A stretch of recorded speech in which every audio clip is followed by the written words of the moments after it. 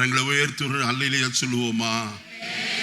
கர்த்தர் நல்லவர், அவர் கிருபை என்றும் உள்ளது என்று கர்த்தருடைய வேதம் சொல்லுகிறது.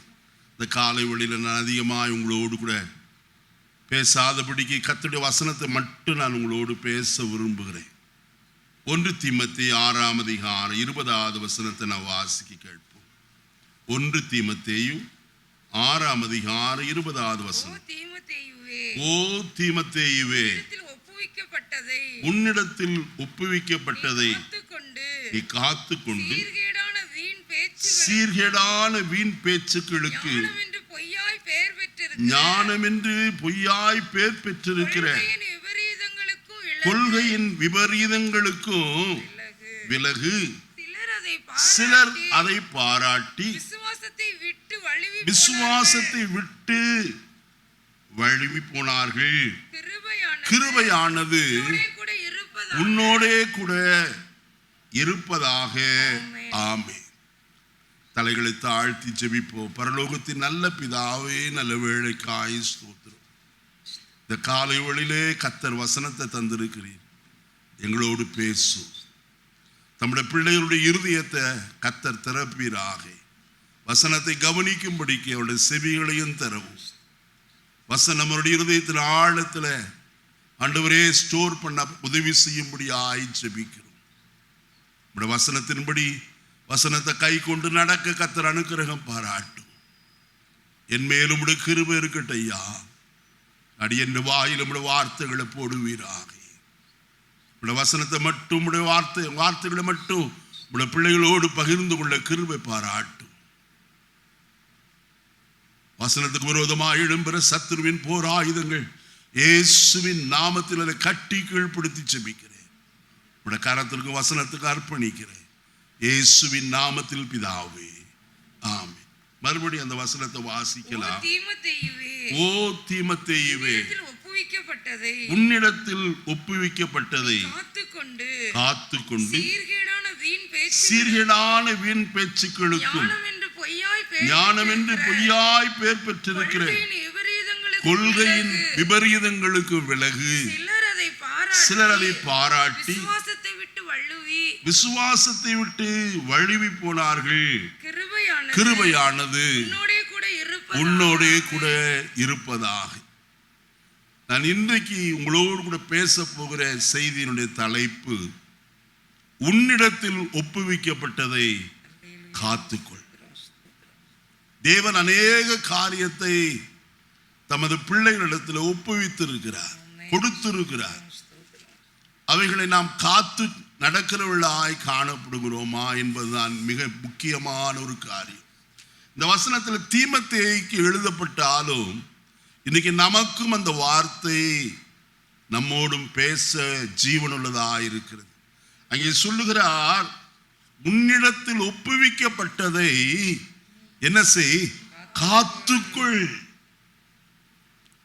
ஏன்னா அடுத்தது சொல்லுகிறார், சீர்கேடான வீண் பேச்சுக்களுக்கும் ஞானமென்று பொய்யாய் பேர் பெற்றிருக்கிற கொள்கையின் விபரீதங்களுக்கு என்ன செய். பாருங்க, ஏன்னா இவைகள் தான் உன்னை என்ன செய்கிறது, விசுவாசத்தை விட்டு வழுவி போக செய்கிற காரியம். இன்றைக்கு அநேகருக்கு தெரியவில்லை. விசுவாசத்தை விட்டு வழுவி போவதற்கு 3 காரணங்கள் உண்டு. இன்னும் அநேக காரியங்கள் உண்டு. ஆனால் இந்த நாளில் உங்களோடு 3 காரியத்தை மட்டும் நான் சொல்கிறேன். இந்த வசனத்தில் சொல்லப்பட்டிருக்கிற காரியத்தை பாருங்கள். வீண் பேச்சு. என்னது? வீணான பேச்சு. பவுல் சொல்லுகிறார், சீர்கேடான வீண் பேச்சுகளுக்கு எப்படி இரு, விலகி இரு.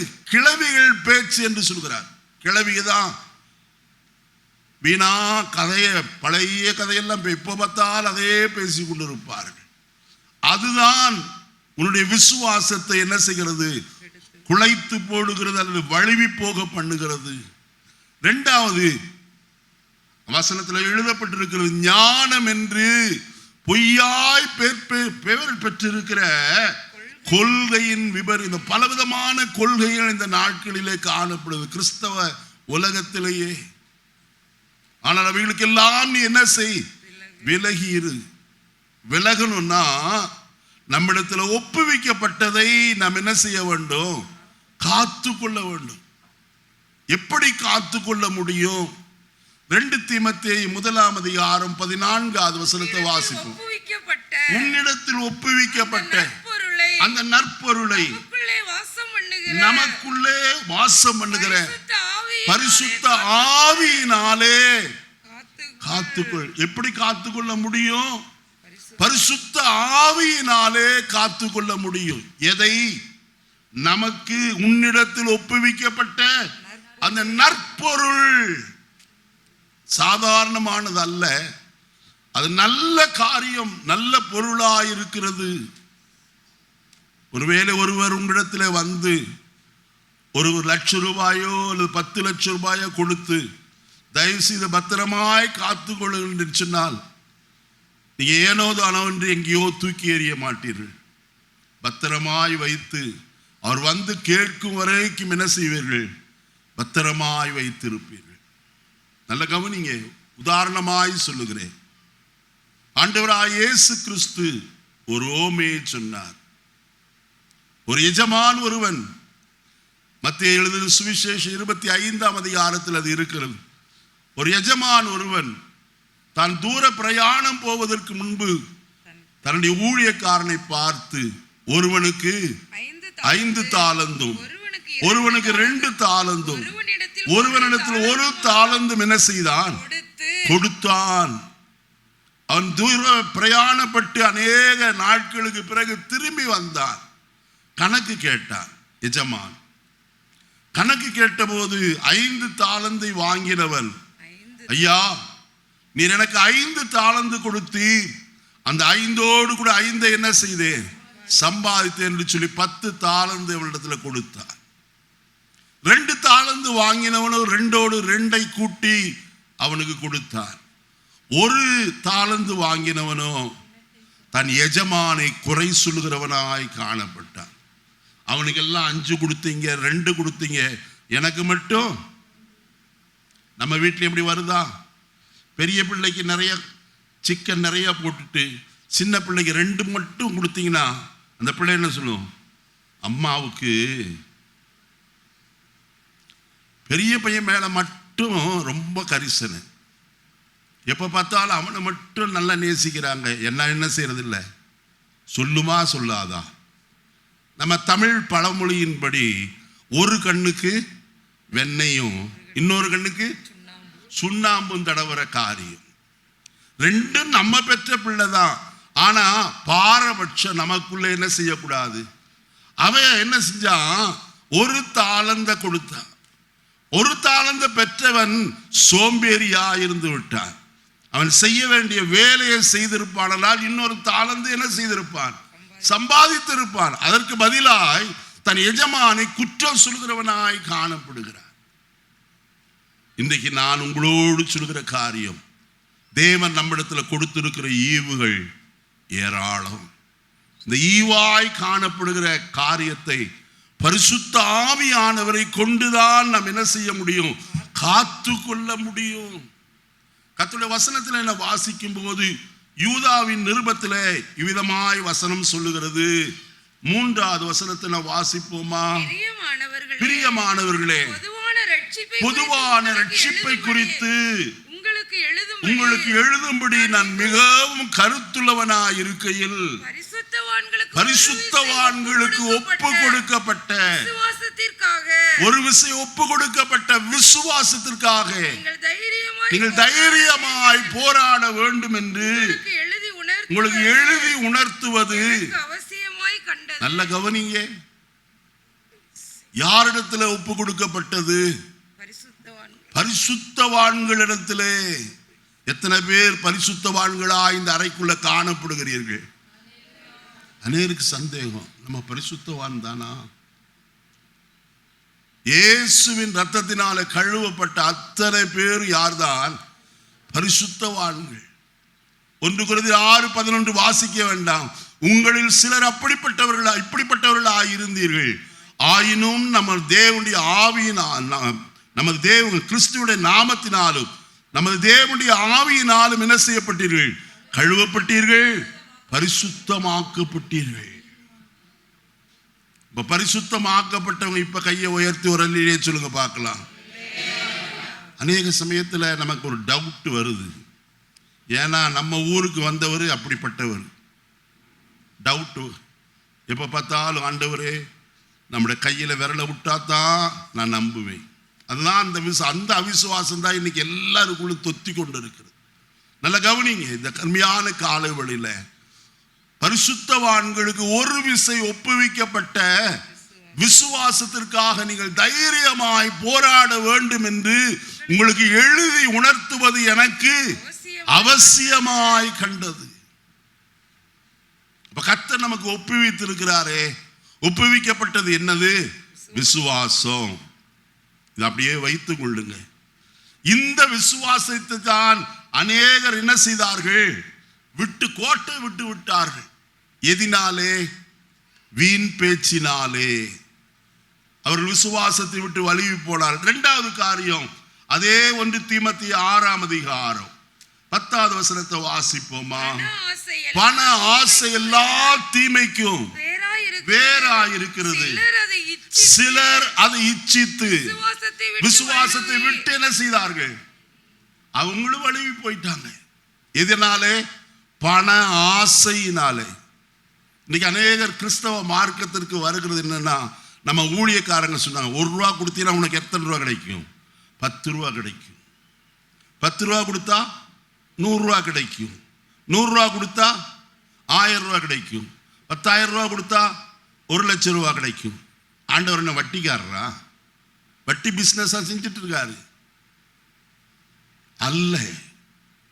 கர்த்தருக்கு கொடுக்க வேண்டியது உண்மை. ஆனால் எதிர்பார்த்தல்ல. ஒன்று கொடுத்த 1 ரூபா கொடுத்தா எனக்கு இவ்வளவு கிடைக்கும் அல்ல. கர்த்தர் கொடுக்கிறவர் அவர் எப்படி கொடுக்கிறாரோ அதை வாங்கி கொள்ள வேண்டும். ஆனால் ஒன்று, இப்படிப்பட்ட எண்ணத்தோடு அல்ல. இதுதான் பண ஆசைங்கிறது. அருமையானவர்களே, பண ஆசை எல்லா தீமைக்கும் வேறாயிருக்கிறது. சிலர் அதை இச்சித்து என்ன செய்தார்களாம்?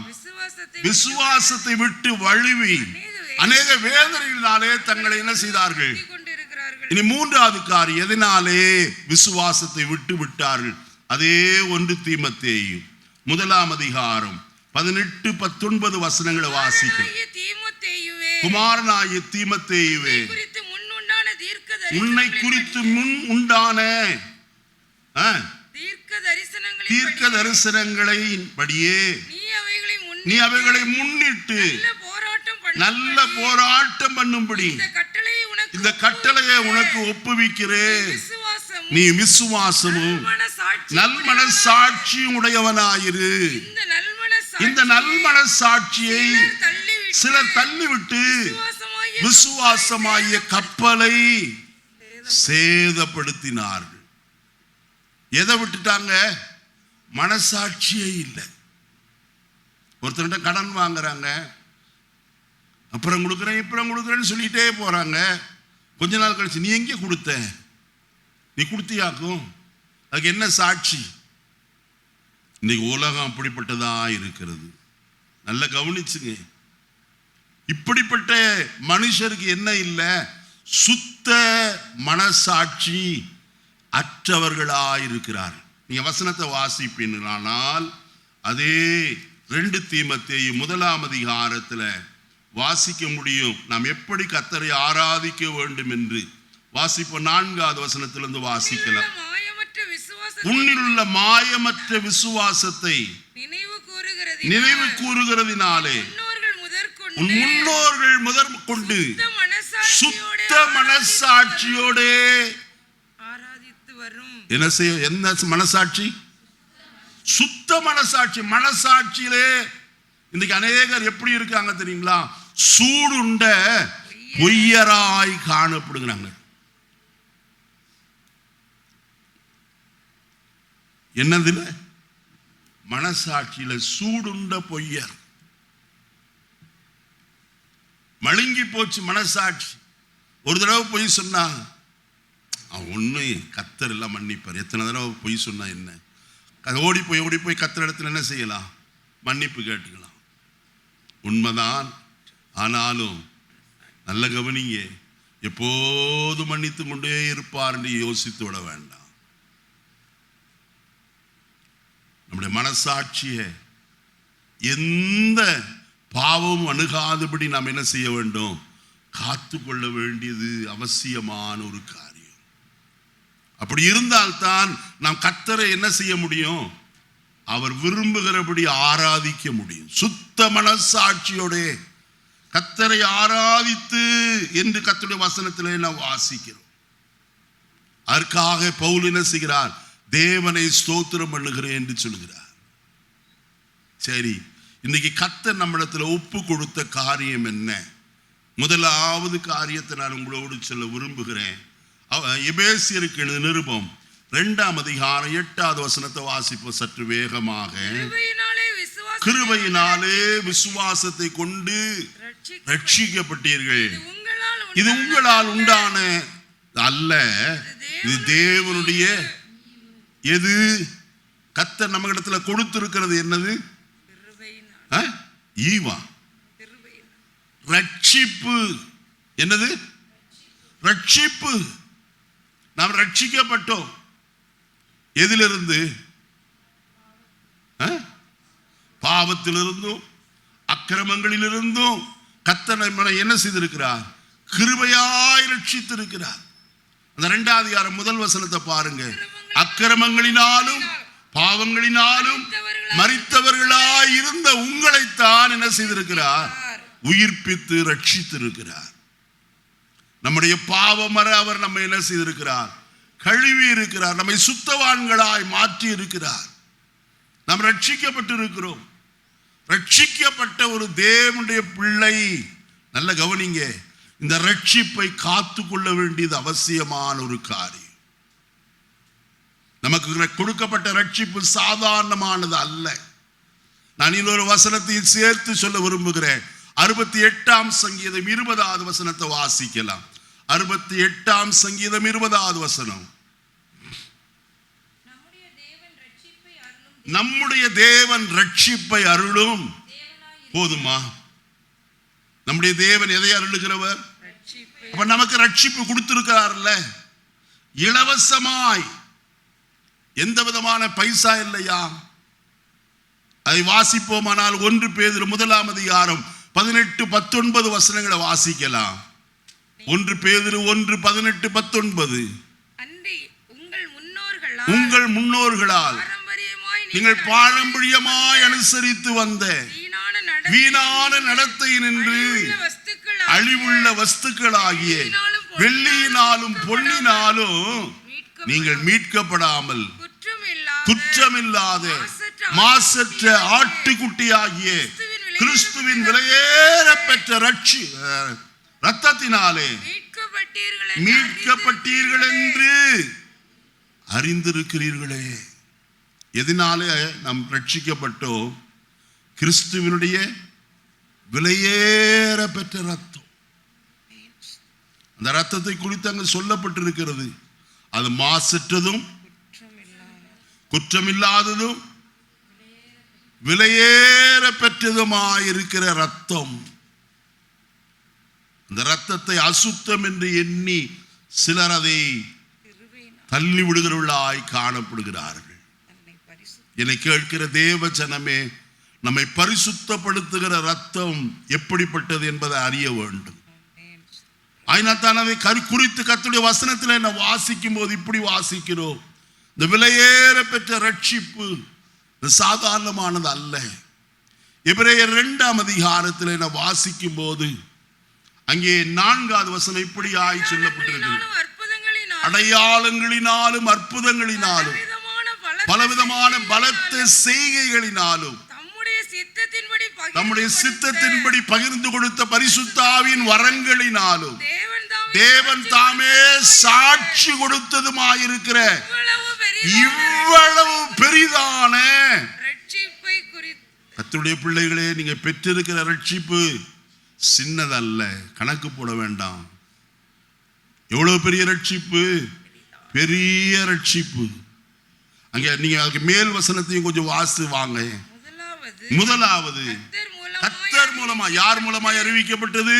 கர்த்தர் மூலமாய் அறிவிக்கப்பட்டு பின்பு அவரிடத்தில் கேட்டவர்களாலே நமக்கு உறுதியாக்கப்பட்டதும் அடையாளங்களினாலும் அற்புதங்களினாலும் பலவிதமான பலத்த செய்கைகளினாலும் தம்முடைய சித்தத்தின்படி பகிர்ந்து கொடுத்த பரிசுத்தாவின் வரங்களினாலும் தேவன் தாமே சாட்சி கொடுத்ததுமாயிருக்கிற இவ்வளவு பெரிய ரட்சிப்பு, தேவனே இந்த ரட்சிப்பை குறித்து என்ன செய்திருக்கிறார்?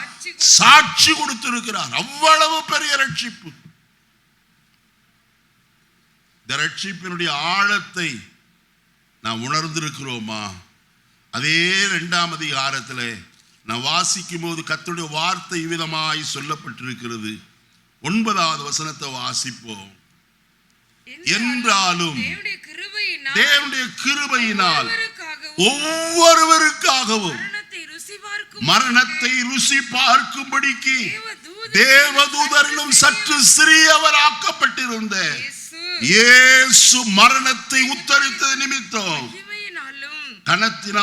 மகிமையினாலும் கனத்தினாலும் முடிசூட்டப்பட்டதை காண்கிறோம்.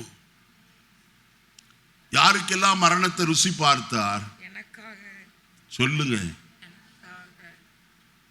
சிலுவை மரணம் சாதாரணமானதல்ல. மரத்திலே தூக்கப்பட்ட எவனும் சபிக்கப்பட்டவன் என்று எழுதியிருக்கிறபடி கிறிஸ்து நமக்காக சாபமாகி நியாயப்பிரமாணத்தின் சாபத்திற்கு நீங்களாக்கி மீட்டு கொண்டாரே. அது எவ்வளவு பெரிய ரட்சிப்பு! அந்த ரட்சிப்புடைய ஆழம் என்ன தெரியுமா? ஒவ்வொரு மனுக்குலத்தில் பிறந்திருக்கிற மரித்த எல்லாருக்காகவும் இயேசு மரணத்தை என்ன செய்திருக்கிறார்? ருசி பார்த்திருக்கிறார். நம்ம ருசி பார்த்ததெல்லாம் என்னது? Chilli chicken, mutton. அந்த கடையில் பேஸா இருக்குங்க. எது? பிரியாணி, மட்டன் பிரியாணி ரொம்ப பேஸா இருக்கும். இதை ருசி பார்க்கிறது அல்லையா. இயேசு நமக்காக ருசி பார்த்தது என்ன தெரியுமா? மரணத்தை ருசி பார்த்தார். மரணம் இன்னதென்று. அவருடைய மரணம் சாதாரணமானதல்ல. கெத்சமனே தோட்டத்தில் துவங்கின அந்த மரணத்தினுடைய வாடை கொல்கதா வரைக்கு கடந்து போய் கொல்கதாவிலே சிலுவை மரத்திலே தொங்கி தம்முடைய ஜீவனை விடுவரைக்கும் உங்களுக்கும் எனக்குமாய் மரணத்தை அவர் என்ன செய்தார்? ருசி பார்க்கிறவராய் காணப்பட்டார். ஆயினால் இது சாதாரணமான ரட்சிப்பு அல்லையா, இது மேன்மையான ஒரு ரட்சிப்பாய் காணப்படுகிறது. இந்த ரட்சிப்பை குறித்து நாம் கவலையற்றிருப்போமானால் தண்டனைக்கு எப்படி தப்பித்துக் கொள்வோம்? கர்த்தருடைய பிள்ளையே, உனக்கு கொடுக்கப்பட்ட இந்த ரட்சிப்பை காத்துக் கொள்கிறாயா? ஏசாயா 61:10 வாசிக்கும் போது அவர் ரட்சிப்பின் வஸ்திரத்தை எனக்கு தந்து என்று எழுதப்பட்டிருக்கிறதே. அந்த ரட்சிப்பின் வஸ்திரத்தை காத்துக் கொள்கிறவர்களாய் காணப்படுகிறோமா? எப்படி காத்துக்கொள்ள வேண்டும்? பரிசுத்த ஆவியோடு கூட காத்துக்கொள்ள வேண்டுமே. கர்த்தருடைய வசனம் விதமாய் சொல்லுகிறது. பிலிப்பியர் 2ஆம் அதிகாரம் 12வது வசனத்தை நான் வாசிக்கிற வேளையில வசனத்தில் வாசிக்கிறோம். ஆதலால் எனக்கு பிரியமானவர்களே, நீர் எப்பொழுதும் கீழ்ப்படுகிறபடியே நான் உங்களுக்கு சமீபமாயிருக்கும் பொழுது மாத்திரமல்ல, நான் தூரமாயிருக்கிற இப்பொழுதும் அதிக பயத்தோடும் நடுக்கத்தோடும் உங்களுடைய ரட்சிப்பு நிறைவேற என்ன செய்யுங்கள்? பிரயாசப்படுங்கள். நாம் பிரயாசப்படுறோமா நம்ம ரட்சிப்பை காத்துக் கொள்கிறதற்கு? அங்க வசனம் சொல்லுகிறது, அதிக பயத்தோடும் நடுக்கத்தோடும் ரட்சிப்பு நிறைவேற என்ன செய்யுங்கள்? பிரயாசப்படுங்கள். ஏன் தெரியுமா? முடிவு பரியந்த நிலைத்து நிற்பவனே என்ன செய்யப்படுவான்? ரட்சிக்கப்படுவான். ரட்சிப்பு பூரணமாகிறது அங்கேதான். நான் ரட்சிக்கப்பட்டுட்டேன், இனி என்ன செஞ்சாலும் கர்த்தர் என்கிட்ட ஒன்றும் கேட்க மாட்டான். அப்படிப்பட்ட ஏமாத்து வேலையெல்லாம் வேண்டாம் நமக்குள்ள. இன்னைக்கு எத்தனையோ ஊழியக்காரர் சொல்றாங்க, நீங்க ரட்சிக்கப்பட்டீங்களா அதனால ஒன்றும் இல்லை பிரதர், எல்லாம் எப்படி வேணாலும் ஜீவிக்கலாம். அல்ல. ஒரு போர் வீரன் இப்படித்தான் வாழ வேண்டும், இப்படித்தான் இருக்க வேண்டும் என்று அவனுக்கு ஒரு நியமம் இருக்கிறது. அவன் அதிகாலையில் நேரமாக எழுந்திருக்க வேண்டும். அவன் செய்ய வேண்டிய முதல் காரியம் தெரியுமா? முகசவரம் செய்யணும். அடுத்தது அந்த பெல் அடிக்கிறதுக்குள்ள நேரா எங்க போடணும்? ட்ரெஸ் எல்லாம் போட்டுட்டு அவன் அந்த மைதானத்திற்கு போக வேண்டும். அந்த கமாண்டர் என்ன சொல்லுகிறாரோ அதை அப்படியே செய்யணும். என்னால் செய்ய முடியாதுன்னு சொன்னா பனிஷ்மெண்ட், அப்புறம் தான் ஜெயில் போக வேண்டி. ஆனா கர்த்தர் அப்படியெல்லாம் செய்யலையே. நம்ம மேல இரக்கமா இருக்காரே. நம்ம எப்படிப்பட்டவர்களா இருக்கிறோம்? இந்த ரட்சிப்பை காத்து கொள்கிறோமா? பயத்தோடு நடுக்கத்தோடு நம்முடைய ரட்சிப்பு நிறைவேற பிரயாசப்படுகிறோமா? இந்த ரட்சிப்பு நமக்குள்ளே பூரணமாகணும்னா நாம் செய்ய வேண்டிய காரியம் ஒன்று உண்டு. வசனத்தை வாசிப்போம். யோவேல் தீர்க்கதரிசியின் புஸ்தகம் 2ஆம் அதிகாரம் 32வது வசனத்தை வாசிப்போம். யோவேல் 2:32. அப்பொழுது கர்த்தருடைய நாமத்தை தொழுது கொள்ளுகிறவன் எவனோ ரட்சிக்கப்படுவான். என்ன செய்யணும்யா? கர்த்தருடைய நாமத்தை தொழுது கொள்ள வேண்டும். வேற எதையோ தொழுது கொள்கிறது இல்லை. நாம் சற்று சங்கீத பகுதியில் வாசித்த 100ஆம் சங்கீதத்தில் அவர் வாசல்களில் துதியோடும் பிரகாரங்களில் புகழ்ச்சியோடும் பிரவேசிக்க கடவோ. கர்த்தருடைய நாமத்தை எவன் தொழுது கொள்கிறானோ அவன் தான் என்ன செய்யப்படுவான்? ரட்சிக்கப்படுவான். எத்தியோப்பிய தேசத்திலிருந்து கந்தேகா மந்திரி ஒருவன் வந்தான் எருசலேமுக்கு. எதற்கு வந்தான்? கர்த்தரை தொழுது கொள்ளும்படியாக. எப்படி தொழுது கொள்ள வேண்டும்? சங்கீதம் 96ல வாசிக்கிறோம். பரிசுத்த அலங்காரத்துடனே கர்த்தரை என்ன செய்யுங்கள்? தொழுதுங்கள். எப்படி வேண்டாலும் கர்த்தரை ஆராதிக்கிறது அல்ல. நீ எப்படி வேணாலும் இருந்துக்க, கர்த்தரை ஆராதிக்க அல்லையா, ஒழுங்கு உண்டு. நீங்க 1 தீமோத்தேயு 2ஆம் அதிகாரத்தில் வாசிப்பீர்கள். ஆனால் அங்க கர்த்தருடைய வசனத்தில் என்ன வாசிக்க முடியும்? வசனத்தை பாருங்க. 2 தீமோத்தேயு 2ஆம் அதிகாரம் வாசிப்போம். 3வது வசனத்தை வாசிங்க. நீயும் இயேசு கிறிஸ்துவுக்கு நல்ல போர்ச்சேவகனாக. நம்ம யாருங்க? நம்ம எல்லாரும் கிறிஸ்துவின் சேனையில போர் சேவகராக இருக்கிறோம். அப்ப மிலிட்டரி ரூலே தான் இங்கேயும் இருக்கு. உங்களுக்கு தெரியுமா? கிறிஸ்தவ மார்க்கத்தில் ஒரு பிரிவினர் இருக்கிறாங்க, சால்வேஷன் ஆர்மி என்று சொல்லி. அவங்க போட்டிருக்கிற ட்ரெஸ்ஸு மிலிட்ரியில் எப்படி இருக்கோ அதே மாதிரி தான் இருக்கும். அருமையான அவங்களுக்கு ஒரு ரேங்க் இருக்கு. அதை தொடங்கினவர் வில்லியம் பூத் என்று சொல்லப்பட்ட ஒரு தேவனுடைய பரிசுத்தவான். இன்றைக்கு வரைக்கும் அந்த ஒழுங்கில் அவர்கள் காணப்படுவார். ஒழுங்கை தவறுனா அவளை தான் தள்ளி விட்டுருவாங்க, சபையை விட்டு. இன்னைக்கு நம்முடைய ஜீவிதத்தில் கர்த்தரை நாம் எப்படி தொழுது கொள்கிறோம்? கர்த்தரை தொழுதுகிறவர்கள் இப்படித்தான் தொழுது கொள்ள வேண்டும் என்று கர்த்தர் என்ன செய்திருக்கிறார்? நமக்கு ஒரு மாதிரியை வைத்திருக்கிறார். வாசிப்போமா? யோவான் எழுதின சுவிசேஷம் 4ஆம் அதிகாரம்.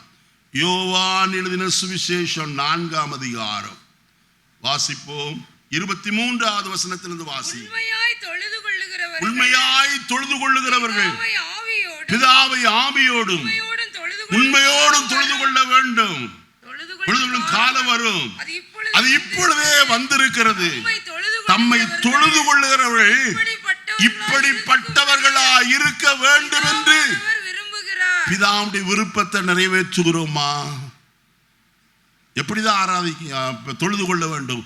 எப்படித்தான் உண்மையோடும் ஆவியோடும்.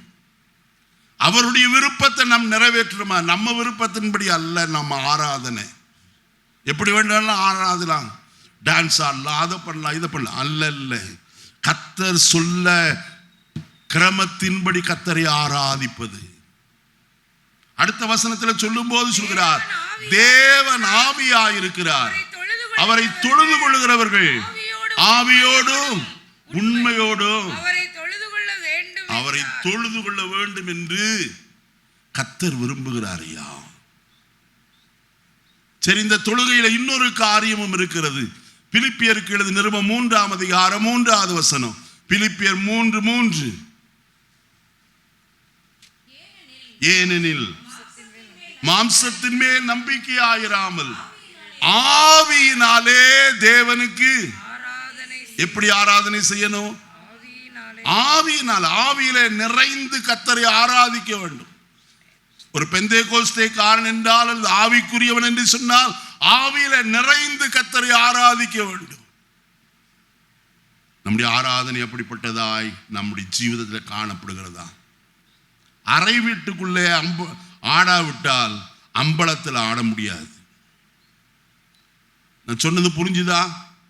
தனிப்பட்ட வாழ்க்கையிலே நம்முடைய ஜெபமோ ஆவியில நிறைந்து கர்த்தரை ஆராதிப்பது இல்லாவிட்டால் சபையில வந்து என்ன செய்ய முடியாது? நம்ம தான் கண்ணை திறந்து வேடிக்கை தான் பார்த்துட்டு இருப்போம். அவங்க என்ன பண்றாங்க, இவங்க என்ன பண்றாங்க? ஒரு பயமும் இல்லை, பக்தியும் இல்லாத ஒரு நிலைமை அல்ல. தேவன் விரும்புகிறபடி கர்த்தரை ஆராதிக்க வேண்டும். இது ரட்சிக்கப்பட்டவருடைய கூட்டம். நல்ல கவனிங்க. இந்த ரட்சிப்பு பூரணமாவதற்குத்தான் நாம் எதிர்பார்த்து காத்து கொண்டிருக்கிறோம். எபிரேயருக்கு எழுதின நிருபம் 9ஆம் அதிகாரம் 28வது வசனத்தை வாசிப்போம். எபிரேயர் 9:28. கிறிஸ்துவும் அநேகருடைய பாவங்களை சுமந்து தீர்க்கும்படிக்கு ஒரே தரம் பலியிடப்பட்டு தமக்காக காத்து கொண்டிருக்கிறவர்களுக்கு ரட்சிப்பை அருளும்படிக்கு 2ஆம் தரம் பாவம் இல்லாமல் என்ன செய்வார்? கரங்களை உயர்த்தி ஒரு அல்லேலூயா சொல்லுவோமா? நம்முடைய ரட்சிப்பு பூர்ணமாவதற்குத்தான் வானத்தை அண்ணாந்து பார்த்து கொண்டிருக்கிறோம். இயேசுவே, நீ எப்பொழுது வருவே? என் ரட்சிப்பு என்றைக்கு பூரணமாகும்? இந்த உலகத்தை விட்டு உம்முடைய ராஜ்யத்திற்கு நான் என்றைக்கு வந்து சேருவேன் என்கிற ஒரு ஆவல், வாஞ்சை, அந்த பிரத்யாசை, நம்பிக்கை, எதிர்பார்ப்பு நமக்குள்ளே உண்டா? இதற்காகத்தான் காத்து கொண்டிருக்கிறோம் என்று கர்த்தருடைய வேதம் சொல்லுகிறது.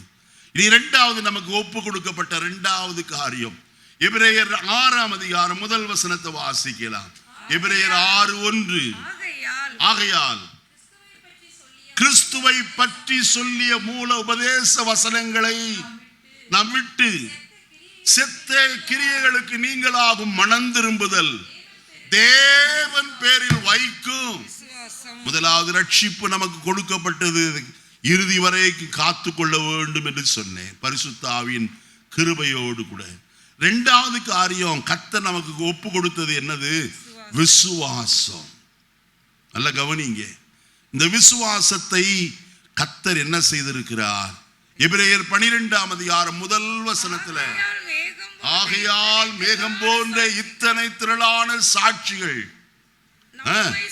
நம்மை சூழ்ந்து கொண்டிருக்க பாரமான யாவற்றையும் நம்மை சுற்றி நெருங்கி நிற்கிற பாவத்தையும் தள்ளிவிட்டு விசுவாசத்தை துவக்குகிறவரோ is author and finisher of faith என்று ஆங்கில வேதாகமத்தில் சொல்லப்பட்டிருக்கு. அவர்தான் துவக்கி விடுகிறவர். ஒரு ஸ்போர்ட்ஸ்ல பாருங்க, அந்த அத்லெட்ஸ் எல்லாம் லைனா நிற்பாங்க. எதற்கு தெரியுமா? இவங்க 1 2 3 என்று சொன்னா ஓடுறதல்ல. அவர் கையில ஒரு துப்பாக்கி இருக்கும். அந்த துப்பாக்கி வெடி சத்தம் கேட்டா தான் இவங்க என்ன செய்யணும்? ஓடணும். அப்போ அதுக்கு ஆயத்தம் இருக்கு, துவக்கம். அந்த துவக்கம் நம்முடைய வாழ்க்கையில யார் துவங்கி விட்டது? கிறிஸ்து.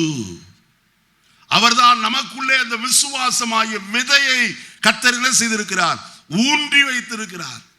மனுஷர் மேல விசுவாசம் அல்லையா, தேவன் பேரில் வைக்கிற விசுவாசம் என்று கர்த்தருடைய வேதம் சொல்லுகிறது.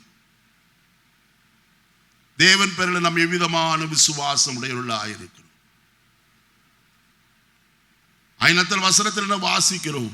ஒரு விசை பரிசுத்தவான்களுக்கு ஒப்புவிக்கப்பட்ட விசுவாசத்திற்காக நீங்கள் தைரியமாய் போராட வேண்டும் என்று உங்களுக்கு எழுதி உணர்த்துவது எனக்கு அவசியமாய் கண்டது. இது எப்படிப்பட்ட விசுவாசம்? பரிசுத்தவான்களுக்கு ஒப்புவிக்கப்பட்ட விசுவாசம். இந்த விசுவாசத்தை கர்த்தர் உங்களுக்குள்ள வைத்திருக்கிறாரே. இந்த விசுவாசம் சாதாரணமானது அல்ல. 1 யோவான் 1:7 அழிந்து போகிற பொன் அக்கினியினாலே சோதிக்கப்படும், அதை பார்க்கிலும் அதிக விலையேற பெற்றதாயிருக்கிற உங்கள் விசுவாசம். விசுவாசம் எப்படிப்பட்டது? எப்படி இயேசுவின் ரத்தம் விலையேற பெற்றதோ அதே போல நம்முடைய ஜீவிதத்தில் இருக்கிற விசுவாசமும் எப்படிப்பட்டது? விலையேற பெற்றது. எதை பார்க்கிலும் அழிந்து போகிற பொன் அக்கினியினாலே சோதிக்கப்படும், அதை பார்க்கிலும் அதிக விலையேற பெற்றது. இன்னைக்கு ஒரு பவுன் நகை எவ்வளவு?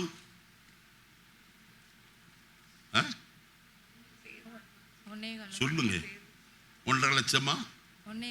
1.25 லட்சம் ரூபா. அதை பார்க்கிலும் அதிக விலையேற பெற்றது என்னது? உங்களுக்குள் இருக்கிற விசுவாசம். ஒரு அலையில சொல்ல மாட்டீங்களே. ஏன்னா இன்னைக்கும் தங்கமயிலுக்கு போலாமா? சென்னை சில்கார ரொம்ப புதுசா ஒரு பிரான்ச் தொடங்கியிருக்க, அங்க போலாமா? மலபாருக்கு போலாமா? உங்களுக்குள்ள இருக்கிற விசுவாசம் அந்த தங்கமயில விற்கிற தங்கத்தை பார்க்கல எப்படிப்பட்டது? அதிக விலையேற பெற்றது. இந்த விசுவாசத்தை உடையவர்களாய் நாம் காணப்படுகிறோமே. அதனால்தான் அப்போஸ்தலனாகிய பவுலும் தாவீதும் சொல்கிறார், நாங்கள் விசுவாசத்தின் ஆவியை உடையவர்களாய் பேசுகிறோம். இன்னைக்கு வாயின் வார்த்தை எல்லாம் எப்படி இருக்கு? அவிசுவாசமான வார்த்தை. இந்த வியாதி எனக்கு சுகமாகாது, எனக்கு கிடைக்கவே கிடைக்காது, நான் பெற்றுக்கொள்ளவே மாட்டேன். இந்த கர்த்தர் ஓரவஞ்சனை பிடிச்சவர். எத்தனை எல்லாம் சொல்றோம். நம்ம விசுவாசத்தை கோட்டை விட்டுட்டு, நேற்றைய தினத்தில் ஒரு அம்மா கொடுத்த சாட்சியை நான் கேட்டேன். அந்த அம்மா வஉசி சிதம்பரனார் செக்கிழுத்து அந்த கப்பல் கொட்டினாரே, அவருடைய பேத்தி. அந்த அம்மாவுக்கு 90 வயசு. அந்த அம்மா சொல்றாங்க, என்னோட இள வயதில் நான் படிக்கும்போது இயேசுவை என் சொந்த ரட்சகராய் ஏற்றுக்கொண்டேன். என் குடும்பம் எல்லாம் உங்களுக்கு தெரியுது. சொன்னது பிறகு நான் வேற சொல்லலை. நான் படித்து டீச்சராய் வந்தேன். டீச்சராக இருந்தாலும் அநேக பிள்ளைகளை படிக்கிறதுக்கு உதவி செய்தேன். மாத்திரமல்ல, இன்றைக்கு எனக்கு 90 வயசு. இன்றைக்கும் கர்த்தர் பலத்தோடு வைத்திருக்கிறார், சுகத்தோடு வைத்திருக்கிறார். இன்றைக்கு கிராமமாய் போய் பல இடங்களிலே என்ன செய்கிறேன்? கர்த்தருக்கு ஊழியம் செய்கிறேன், ஆத்தும ஆதாயம் செய்கிறேன். இது என்னுடைய பலன் அல்ல. அவர் சொல்லும்போது சொன்னார், என் கால்களை மான் கால்களை போல் ஆக்கி உயர் ஸ்தலங்களிலே நடக்க பண்ணுகிறார். பீகாருக்கு போயிருக்காங்க, மத்திய பிரதேசத்துக்கு, ராஜஸ்தானுக்கு, பல ஊர்களுக்கு கடந்து போய் கர்த்தருடைய நாமத்தை அறிவித்திருக்கிறார்கள். ரட்சிக்கப்பட்டோம், மற்றவனும் ரட்சிக்கப்படணுங்கிற ஒரு ஆத்தும பாரம். இந்த 90 வயசுல இப்ப சொல்றாங்க, நான் இப்போ ஒரு கிராமத்துக்கு போறேன், அங்க போய் நான் ஊழியம் செய்யணும். என்னை கேட்கிற தேவ பிள்ளைகளே, அந்த விசுவாசம் நமக்குள்ள எப்படிப்பட்டதாக இருக்கிறது? கர்த்தர் உத்தமர் என்றும் கண்மலையாகி அவரிடத்தில் அநீதியில் என்றும் விளங்கப்படும்படி அவர் முதிர் வயதிலும் அவர்கள் கனி தந்து புஷ்டியும் பசுமையுமாயிருப்பார்கள். நம்முடைய ஜீவிதத்தில் கர்த்தர் தாயா நம்மை பலப்படுத்துகிறவர். என்னை பலப்படுத்துகிற கிறிஸ்துவினாலே எல்லாவற்றையும் செய்ய எனக்கு என்ன உண்டு? பலன் உண்டு. நம்ம சொல்றோமா? இந்த காலையில நான் ஒன்று சொல்லுகிறேன், விசுவாசத்தை நமக்குள்ளே துவக்கி விட்டாரு. இது அதிக விலையேற பெற்ற விசுவாசம் என்று சொன்னேன். யூதாவின் நிருபத்தில் வாசிக்கும் போது 20வது வசனம் சொல்கிறது, உங்கள் மகா பரிசுத்தமான விசுவாசத்தின் பிரியமானவர்களே, உங்கள் மகா பரிசுத்தமான போதுமா? இந்த விசுவாசம் எப்படிப்பட்டது? விலையேற பெற்றது மாத்திரல்ல, மகா பரிசுத்தமானது. நான் இப்படி போனா 2 பாயிண்ட் கூட சொல்ல முடியாது. 3வது வசனத்தை வாசிங்க. அதே யூதால 3வது வசனம், பிரியமானவர்களே, பொதுவான ரட்சிப்பை குறித்து உங்களுக்கு எழுதுகையில் நான் மிகவும் கருத்துள்ளவனாய் இருக்கையில் பரிசுத்தவான்களுக்கு ஒரு விசை ஒப்புவிக்கப்பட்ட விசுவாசத்திற்காக நீங்கள் அதிக போராட வேண்டுமே. உங்களிடத்தில் ஒப்பு கொடுக்கப்பட்ட அந்த விசுவாசம். அடுத்தது சொல்லும் போது இப்படி சொல்லுகிறார். 2 பேதுரு 1 அதிகாரம் 1 வசனத்தை வாசிப்போம். 2 பேதுரு 1:1. இயேசு கிறிஸ்துவின் அப்போஸ்தலனாகிய நம்முடைய தேவனும் இரட்சகருமாயிருக்கிற இயேசு கிறிஸ்துவினுடைய நீதியும் எங்களைப் போல அருமையான விசுவாசத்தை பெற்றவர்களுக்கு. எப்படிப்பட்ட விசுவாசம்? விலையேற பெற்றது மட்டுமல்ல, மகா பரிசுத்தமானது மட்டுமல்ல, இது எப்படிப்பட்டது? அருமையான விசுவாசம். இன்னொரு விசுவாசத்தை குறித்து பார்ப்போமே. 2 தீமோத்தேயு 1 அதிகாரம் 4 வசனத்தை வாசிப்போம். உங்கள் முன்னோர்களால் நீங்கள் உன்னிலுள்ள மாயமற்ற இந்த விசுவாசம் எப்படிப்பட்டது? அதுல எந்த கலப்படமும் இல்லைங்க. கலப்படம் இல்லாத பியூர் ஃபெய்த் நமக்குள்ள அந்த விசுவாசம் இருக்கா? தீத்துவின் நிருபம் 1 அதிகாரம் 14 வசனம். தீத்து 1:14. விசுவாசத்திலே ஆரோக்கியம் உள்ளவர்களாய். விசுவாசத்துல எப்படி இருக்கணும்? ஆரோக்கியம் உள்ளவர்களாய். சீக்காளியா இருக்க கூடாது. ஆரோக்கியத்திற்கு எதிர்மறை என்னது? சொல்லுங்க, நீங்க தான் நல்ல வார்த்தை சொல்லுங்க. நோயாளி. விசுவாசத்துல நோயாளியா இருக்கீங்களா? மத்தேயு 17 அதிகாரம் எடுக்க வேண்டாம், நீங்க எடுத்து பார்த்துங்க. அங்க இயேசு தம்முடைய சீஷர்களை கடிந்து கொள்ளுகிறார். இயேசு மலையில் இருந்த போது ஒரு குடும்பத்தார் ஒரு பையனை கொண்டு வந்து, இந்த பையன் அடிக்கடியாய் தீயிலும் தண்ணீரில் விழுகிறாய், ஒரு ஆவி பிடித்து இருக்கிறது, நீங்க ஏதாயிலும் செய்யுங்க ஐயா. அவர்களாலே துரத்தி விட கூடாமல் போயிற்று. இயேசு மலையிலிருந்து இறங்கி வந்தார். இறங்கி வந்த சீஷர்களை கடிந்து கொண்டார். அடுத்து என்ன செய்தார்? அந்த பிள்ளையாண்டானை கூப்பிட்டு அவனுக்கு சுகம் தந்து, இயேசு சீஷர்களை கடிந்து கொண்டது என்ன தெரியுமா? விசுவாசம் இல்லாத மாறுபாடுள்ள சந்ததியே. நல்ல கவனிங்க. அவங்க கிட்ட கிறிஸ்துவுக்கு உண்டான விசுவாசம் இவர்களுக்குள்ள இல்ல. அவர் செய்ததெல்லாம் என்னதான்? விசுவாசத்தினால் தான். ஏன்னா வசனத்துல வாசிக்கிற இயேசுவே சொன்னார், விசுவாசத்தினால் வராத யாவும் பாவமே. விசுவாசிக்கிறவர்களால் நடக்கும் அடையாளங்கள் ஆவன. என்னென்னலாம்? என் நாமத்தினாலே முதல்ல என்னதான்? பிசாசுகளை துரத்துறதுதான் முதல் காரியமே. யாருடைய நாமத்தினால? அப்படிங்கிறது அல்ல. இயேசுவின் நாமத்தில போ என்று சொன்னால் அது என்ன செய்யும்? போகும். எவனாயில் இந்த மலையை பார்த்து நீ பெயர்ந்து சமுத்திரத்தில் தள்ளுண்டு போ என்று சொல்லி தன் இருதயத்தில் சந்தேகப்படாமல் விசுவாசித்தால் அவன் சொன்னபடியே இதை செய்யும், ஆகும். கர்த்தர் பேர்ல விசுவாசம் உண்டா நமக்கு? எந்த அளவுக்கு நம்ம விசுவாசம் உடையவர்களா இருக்கிறோம்? மார்க் 11 அதிகாரம் 22 வசனத்துல வாசிக்கும் போது, மார்க் 11:22, இயேசு அவர்களை நோக்கி தேவனிடத்தில் எப்படி இருங்க? யோவான் 14:1, உங்கள் இருதயம் கலங்காதிருப்பதாக தேவனிடத்தில் விசுவாசமாயிருங்கள். அங்க என்ன சொன்னாரு? தேவனிடத்தில் விசுவாசமாயிருங்கள் என்று சொன்னார். இங்க என்ன சொல்லுகிறார்? தேவனிடத்திலும் விசுவாசமாயிருங்கள், என்னிடத்திலும். ஆயனத்தான் சொன்னார், என்னை விசுவாசிக்கிறவன் எவனோ அவன் மரித்தாலும் என்ன செய்வான்? பிழைப்பான். அவன் மறியாமலும் என்ன செய்வான்? இருப்பான். இன்னைக்கு நம்முடைய விசுவாசமே உலகத்தை ஜெயிக்கிற ஜெயம். நம்முடைய விசுவாசம் எப்படிப்பட்டதா இருக்கிறது?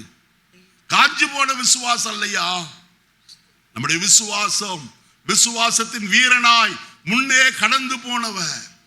ஆயினால் தலைவர் தைரியமாய் சொன்னார், வேத வாக்கியம் எழுதியிருக்கிறபடி கிறிஸ்து நமக்காக பாடுபட்டு மரித்து அடக்கம் பண்ணப்பட்டு வேத வாக்கியங்களின்படி மூன்றாவது நாள் என்ன செய்தார்? எழுந்தார். ஏன் தெரியுமா? அவர் சொன்னார், பல பாடுகள் பட்டு சிலுவையில் அறையுண்டு மரித்து அடக்கம் பண்ணப்பட்டு மூன்றாவது நாளிலே நான் என்ன செய்வேன்? எழுந்திருப்பேன். அவர் சொன்ன வார்த்தை என்னது? தன்னை தேவன் எழுப்ப எப்படிப்பட்டவர்? வல்லவராயிருக்கிறார். நீங்க வசனத்தை வாசிக்கும் போது ரோமர் 8:11 வசனத்துல, அன்றியும் கிறிஸ்துவை மரித்தோரிலிருந்து எழுப்பினவருடைய ஆவி உங்களில் வாசமாயிருந்தால், கிறிஸ்துவை மரித்தோரிலிருந்து எழுப்பினவர் உங்களில் வாசமாயிருக்கிற தம்முடைய ஆவியினாலே சாவுக்கு எதுவான உங்கள் சரீரங்களையும் உயிர்ப்பிக்கிறவர். கிறிஸ்துவின் ஆவி பிதாவிடத்திலிருந்து வந்தது, அவரை மரித்தோரிலிருந்து உயிரோடு கூட என்ன செய்தது? வசனம் சொல்லுகிறது, கர்த்தரோ கிறிஸ்துவை என்ன செய்தார்? எழுப்பினார். தேவன் நம்மை எழுப்ப வல்லவராயிருக்கிறார். மூன்றாவது காரியத்துக்குள்ள போவோமா? வாசிப்போம் கர்த்தருடைய வசனத்தை. அப்போஸ்தலர் 2 17 வசனத்தை வாசிக்கலாம். அப்போஸ்தலர் 2:17. கடைசி நாட்களில் நான் மாம்சமான யாவர் மேலும் என் ஆவியை ஊற்றுவேன். அப்பொழுது உங்கள் குமாரரும் உங்கள் குமாரத்திகளும் தீர்க்க தரிசனம் சொல்லுவார்கள். உங்கள் வாலிபர் தரிசனங்களை அடைவார்கள். உங்கள் மூப்பர் சொப்பனங்களை காண்பார்கள். போதுமா? கடைசி நாட்களில் நான் மாம்சமான யாவர் மேலும் என்னத்தை ஊற்றுவே? அந்த நல்ல ஆவியை கர்த்தருடைய கரத்திலிருந்து நாம் பெற்றிருக்கோம். எத்தனை பேர் பரிசுத்த ஆவியை பெற்றுக் கொண்டோம் என்று நிச்சயமுடையவர்கள்? பரிசுத்த ஆவியானவர் இந்த கடைசி நாட்கள் நாம் பெற்று அனுபவிக்க வேண்டியது அவசியம். அதற்கு எந்த விதமான கண்டிஷன் இல்லை. அவரை விசுவாசித்து வசனத்தில் வாசிக்கிறோம். அப்போஸ்தலர் 2:38 வாசிக்கும் போது, நீங்கள் மனம் திரும்பி ஒவ்வொரு பாவ மன்னிப்புக்கு என்று ஞானசாரம் பெற்று அப்பொழுது பெற்றுக் கொள்ளுங்கள், அப்பொழுது பரிசுத்த ஆவியின் வரத்தை. இதான் கண்டிஷன், வேற ஒண்ணும் இல்லையா? ஆண்டவர் முன்னாடியும் தருவார், பின்னாடியும் கொடுப்பார். ஞானசாரம் பெறுகிறதற்கு முன்னாடியும் அப்போஸ்தலர் 10 அவர்கள் எல்லாரும் வசனத்தை கேட்டுக் கொண்டிருந்தார்கள். பரிசுத்த ஆவியானவரே அவர்கள் அன்றைக்கு பெற்றுக் கொண்டார்கள். அதற்கு பின்புதான் அவர்கள் ஞானசானம் பெற்றார்கள். அதனால பரிசுத்த ஆவியார் முன்னாடியும் தருவார், பின்னாடியும் கொடுப்பார். ஞானசானம் எடுத்தாதான் எனக்கு கிடைக்குமா? அல்லையா, அவர் எல்லாருக்கும் தர வல்லவர். விசுவாசித்தால் நீ தேவனுடைய மகிமை என்ன செய்வாய்? பரிசுத்த ஆவியானவரை பெற்றிருக்க வேண்டியது அவசியம். ஏன் பரிசுத்த ஆவியை நாம் பெற்றுக் கொண்டிருக்க வேண்டும்? அந்த ஆவியானவர் தான் சாவுக்கு ஏதுவான இந்த சரீரத்தை என்ன செய்கிறவர்? உயிர்ப்பிக்க வல்லவராய் காணப்படுகிறவர். நாம் கர்த்தருடைய வசனத்தில் நாம் வாசிக்கிற வழியில தீத்துவின் புஸ்தகம் 3 வசனத்தில் இப்படி எழுதப்பட்டிருக்கிறது. தீத்து 3:6, நமது கிருபையினாலே நாம் நீதிமான்களாக்கப்பட்டு நித்திய ஜீவன் உண்டாகும் என்கிற நம்பிக்கையின்படி சுதந்திரராகத்தக்கதாக நமது இரட்சகராக இயேசு கிறிஸ்து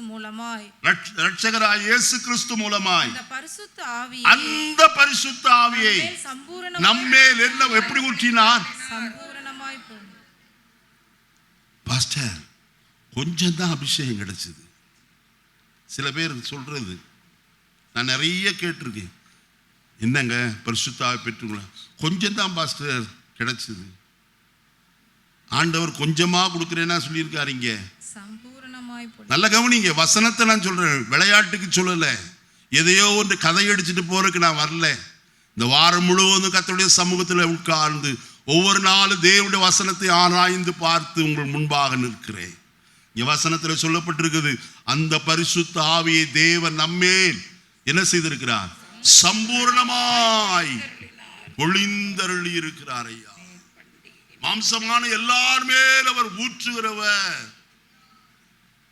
அந்த பரிசுத்த ஆவியை கொடுத்தாரே, இந்த பரிசுத்த ஆவிக்குள்ள நிறைந்திருக்கிறோமா? நான் 2 உதாரணத்தை மட்டும் நான் சொல்ல விரும்புகிறேன். பரிசுத்த லூக்கா நமக்கு நல்லா பரீட்சை அநேக முறை நான் சொல்லுகிற பகுதி தான் பரிசுத்த லூக்கா எழுதின சுவிசேஷம் 2ஆம் அதிகாரத்திற்கு வருவோம். வாசிப்போமா கர்த்தருடைய வசனத்தை? 25வது வசனத்திலிருந்து வாசிப்போம். அப்பொழுது சிமியோன் என்னும் பேர் கொண்ட ஒரு மனுஷன் எருசலேமில் இருந்தான். அவன் நீதியும் தேவ பக்தியும் உள்ளவனாயும் இஸ்ரவேலின் ஆறுதல் வர காத்திருக்கிறவனாயும் இருந்தான். அவன் மேல் பரிசுத்த ஆவியானவர் இருந்தார். யார் மேல? சிமியோன் மேல. இயேசுவானவர் மேலும் பரிசுத்த ஆவியானவர் என்ன செய்தார்? இறங்கி வந்து அமர்ந்தார் என்று எழுதப்பட்டிருக்கு. லூக்கா 4ஆம் அதிகாரத்தில் அவர் பரிசுத்த ஆவியினாலே நிறைந்தவரா என்று எழுதப்பட்டிருக்கிறது. முதல் வசனம். அப்படியானால் இந்த காலை வேளையில ஒன்றை அறிந்து கொள்ளுங்க, நமக்குள்ளே பரிசுத்த ஆவியானவர் காணப்பட வேண்டியது அவசியம். நம்மேல எதற்கு தெரியுமா? சும்மா பரிசுத்த ஆவி பெற்றுக்கொண்ட ஜக்கா புக்கனுக்கு குதிக்கிறதுக்கா? நீங்க அநேக சபையில பரிசுத்த ஆவி நிறைஞ்சிட்டு இங்க இருந்து ஆம்பளைக்குள்ள ஓடுறது, ஆம்பளையிலிருந்து பொம்பளைக்குள்ள வர்றது. இதான் பரிசுத்த ஆவியானவர். கிண்டலுகள் ஐயா, வேடிக்கையானவர் அல்ல. நல்ல கவனிங்க, அவர் தெளிந்த புத்தி. தேவன் நமக்கு பலமும் அன்பும் இல்ல. அந்த வசனத்தை இன்னும் நல்ல தெளிவா வாசிக்கும். 1 தீமோத்தேயு 1ஆம் அதிகாரம். தேவன் நமக்கு பயமுள்ள ஆவியை, அதுதாங்க முக்கியம். அடுத்த வார்த்தை பேசுறது அல்ல. தேவன் நமக்கு பயமுள்ள ஆவியை கொடாமல் அன்பும் பலமும் தெளிந்த புத்தி. தெளிந்த புத்தினா என்னது?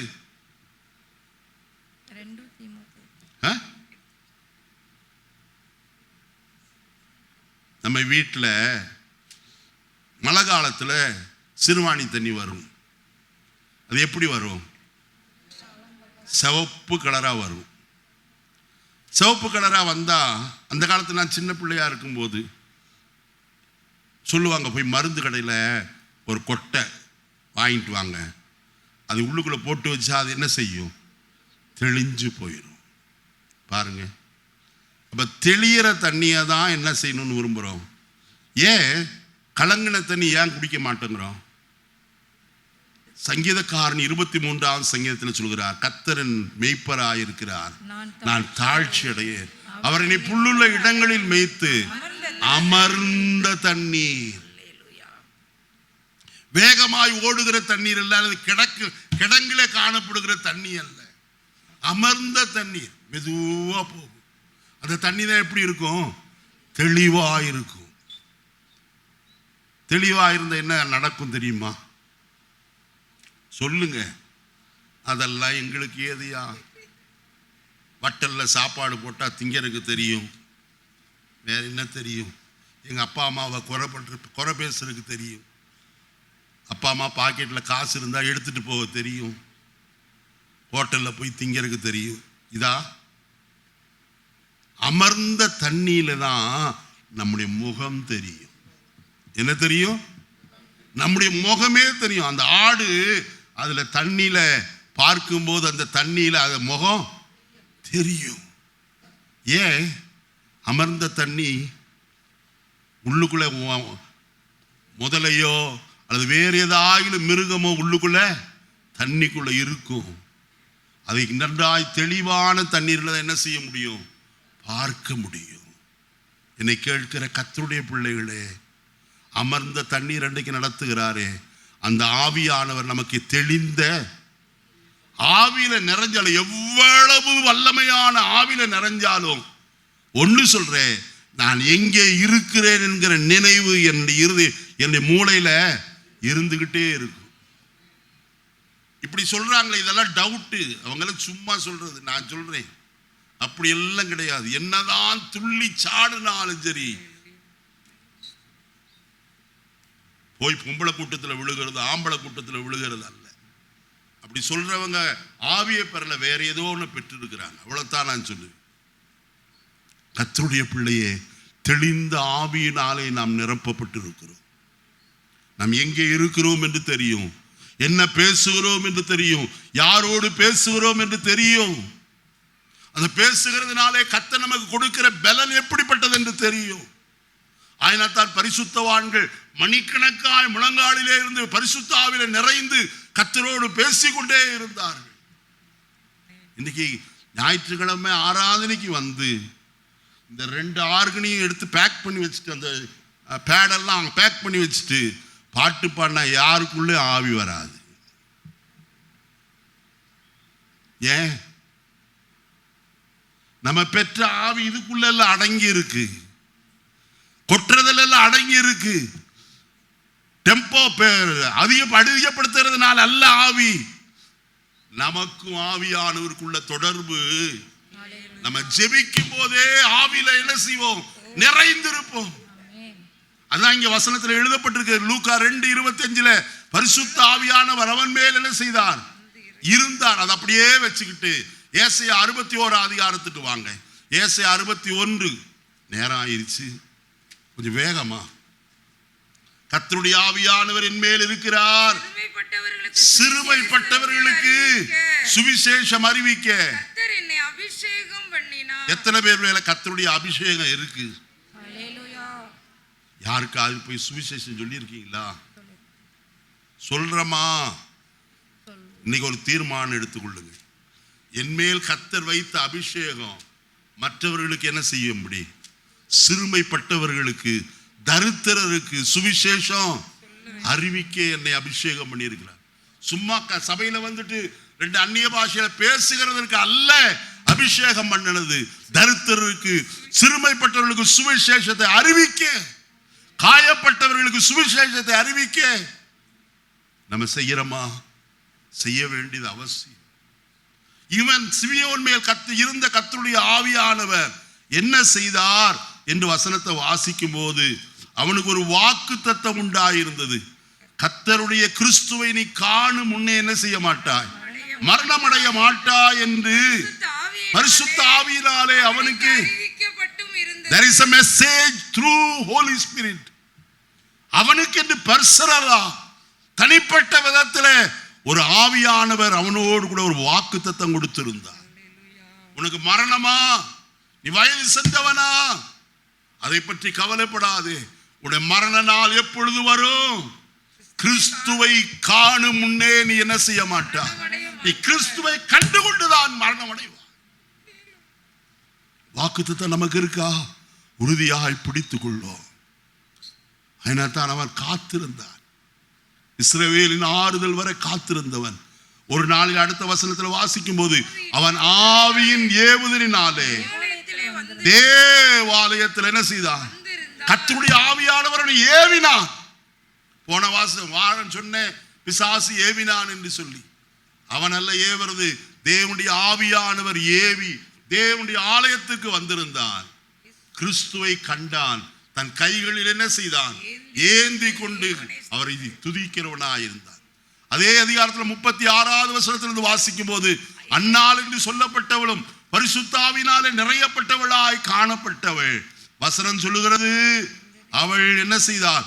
அந்நேரத்தில் வந்து கர்த்தரை புகழ்ந்து எருசலேமிலே மீட்புண்டாக காத்திருந்த யாவருக்கும் இயேசுவை குறித்து சொன்னாள். ஐயா, பரிசுத்தாவை பெற்றிருக்கிறவள் இயேசுவை குறித்து சொல்லணும். நீ அடுத்த காரியம் சற்று வேகமாய் நான் போறேன்.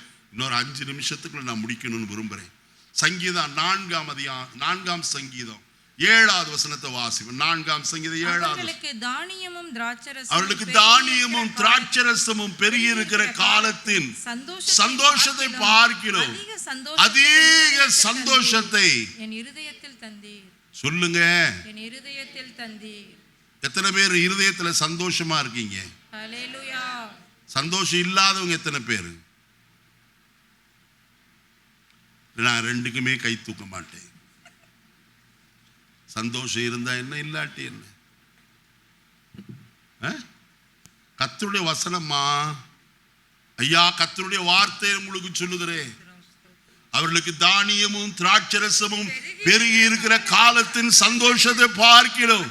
அதிக சந்தோஷத்தை என் இருதயத்தில் எனக்கு என்ன செய்திருக்கிறீர்? முந்தைய ஒரு பாட்டு பாடுவாங்க, சந்தோஷம் பொங்குதே. பொங்குதே. இப்ப அந்த பாட்டெல்லாம் மறந்துட்டாங்க. எல்லாம் நவமான பாடல்கள் தான். பழைய பாட்டுல இருக்கிற சந்தோஷம் இங்க வேற எதுல இல்லை. இதுல சொல்ல இருக்கு, சந்தோஷம் பொங்குதே, சந்தோஷம் பொங்குதே, சந்தோஷம் என்னில் பொங்குதே. என்னில் பொங்குதே. யாருக்கு அது பொங்கு தெரியுமா? வாசிங்க அப்போஸ்தலர் நடபடிகளின் புஸ்தகம் 13ஆம் அதிகாரம் கடைசி வசனம். சீஷர்கள் சந்தோஷத்தினாலும் பரிசுத்த ஆவியினாலும் என்ன செய்யப்பட்டார்கள்? நிரப்பப்பட்டார். சீஷர்கள் நம்ம, நீங்கெல்லாம் யாரு? சீஷர் தானே? உண்மைதானா? இயேசுவைதான் பின்பற்றுறீங்களா? சமயத்துக்கு சமயம் மாறிடுவீங்களா? இயேசுவை பின்பற்றுகளுடைய இருதயத்தில் பரிசுத்த ஆவியானவர் மட்டும் அல்லையா, சந்தோஷமும் உண்டு. ரோமர் 14:17 வாசிக்கும் போது வசனம் சொல்லுகிறது, தேவனுடைய ராஜ்யம் புசிப்பும் குடிப்பும் அல்ல, அது நீதியும் சமாதானமும் பரிசுத்த ஆவியினால் உண்டாகும். பாத்தீங்களா? எதனால சந்தோஷம் வருது? பரிசுத்த ஆவியானவரால் தான் சந்தோஷம், வேற எந்த காரியத்தினால அல்ல. அம்மா மார்க்கெட்டுக்கு போய் நல்ல மீன் வாங்கிட்டு வந்துட்டாங்கன்னு வைங்க, ஆஹா இன்னைக்கு விரால் மீன் வாங்கிட்டு வந்திருக்காங்க, வஞ்சரம் வாங்கிட்டு வந்திருக்காங்க, இன்னைக்கு நல்லா அம்மா குழம்பு வச்சு கொடுப்பாங்க, நல்லா பொரிச்சு கொடுப்பாங்க, ஒரு பிடி பிடிக்கலாம். அந்த சந்தோஷம் அல்ல. எதனால வருகிற சந்தோஷம்? உபத்திரவத்திலும் சந்தோஷம். சீஷர்கள் பாடு அனுபவித்தார்கள், அவர்களை மிரட்டினார்கள். அவர்கள் என்ன செய்தார்களா? ஆலோசனை சங்கத்தை விட்டு சந்தோஷத்தோடு வந்தாங்கன்னு சொல்லிதான் எழுதியிருக்கு.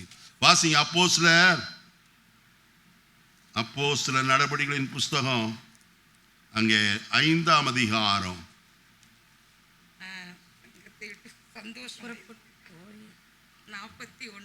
41வது வசனம் வாசிங்க. அவருடைய நாமத்துக்காக தாங்கள் அவமானப்படுகிறதற்கும் பாத்திரராக எண்ணப்பட்டபடியால் எப்படி வந்தாங்க? பாடுகளிலே சந்தோஷம், உபத்திரவத்திலே சந்தோஷம்.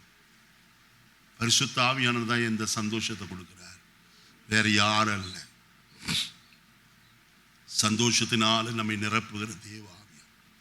அதனால்தான் தாவீது சொன்னார், 51ஆம் சங்கீதம் 12வது வசனம், அது வாசித்த அடுத்த பகுதிக்குள்ள போவோம். 51:12 நம்முடைய இரட்சணியத்தின் சந்தோஷத்தை திரும்பவும் எனக்கு பாருங்க, திரும்பவும் எனக்கு தந்து. அதுதான் நல்லா பிரஸ் பண்ணி வாசிக்கணும். எதை தந்தாரா? ரட்சிப்பின், ரட்சிக்கப்பட்டோம் என்று சொல்லுகிறவர்கள் எதனால நிரப்பப்பட்டிருப்பார்கள்? சொல்லுங்க. ரட்சிக்கப்பட்டவங்க சந்தோஷத்தினால. ஏன்?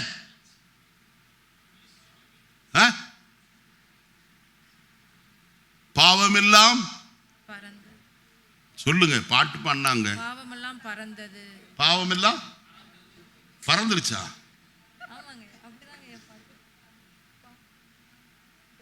பாவத்தை கர்த்தர் கழுவி நம்ம பரிசுத்தப்படுத்தியிருக்கார். எவ்வளவு பாவியா இருந்தோம், அவருடைய ரத்தம் நம்மை முற்றிலும் கழுவி, அதை குறித்து சொல்லணுமான நிறைய சொல்லணும், கழுவி நம்மை சுத்திகரித்தார். பாவம் கழுவப்பட்டபடினாலே நம்முடைய இருதயத்தில் என்ன வந்திருக்கு? சந்தோஷம். கடைசியா ஒன்று சொல்லி முடிக்கிறேன். 1 யோவான் 2ஆம் அதிகாரம் 25வது வசனம். 1 யோவான் 2:25. நித்திய ஜீவனை அளிப்பேன் என்பதே அவர் நமக்கு செய்த வாக்குத்தத்தம். என்ன வாக்குத்தத்தம்? நித்திய ஜீவனை கொடுக்கிறேன் என்று சொல்கிறது. இப்ப நித்திய ஜீவனுக்கு நம்மை அழைத்திருக்கிறார். ஒன்றான மெய்த்தேவனாய் உம்மையும் நீர் அனுப்பினவராய் இயேசு கிறிஸ்துவையும் அறிவதே நித்திய ஜீவன். பரலோக ராஜ்யம் நமக்கு என்ன செய்யப்பட்டிருக்கிறது? வாக்கு பண்ணப்பட்டிருக்கிறது ஐயா. அந்த பரலோக ராஜ்யத்திற்கு போறதுக்கு தான் இத்தனை பிரயாசம், இத்தனை பாடு. ஆயினத்தான் வசனத்தில் வாசிக்கிறோம், அப்போஸ்தலர்கள் சொன்னார்கள் 13ஆம் அதிகாரமா 14ஆம் அதிகாரம் 22வது வசனமா பாருங்க. அப்போஸ்தலர் 14:22 வலது பக்கத்தில் இருக்கும். சீஷருடைய மனதை திடப்படுத்தி விசுவாசத்திலே நிலைத்திருக்கும்படிக்கு அவர்களுக்கு புத்தி சொல்லி நாம் அநேக உபத்திரவங்களின் வழியாய் எதற்குள்ள பிரவேசிக்கணும்?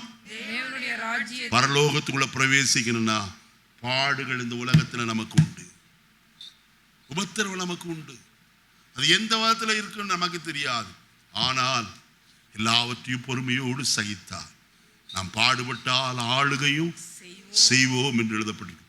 பரலோக ராஜ்யத்தில் பிரவேசிப்பதற்கு நாம் ஆயத்தப்படுவோம். வசனத்தில் என்ன வாசிக்கிற வாக்கு தத்தம் என்ன?